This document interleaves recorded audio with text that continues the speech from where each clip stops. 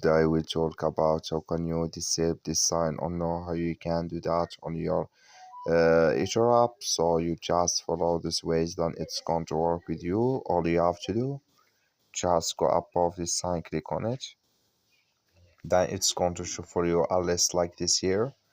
So then you go down, you just click here on settings, click on it here.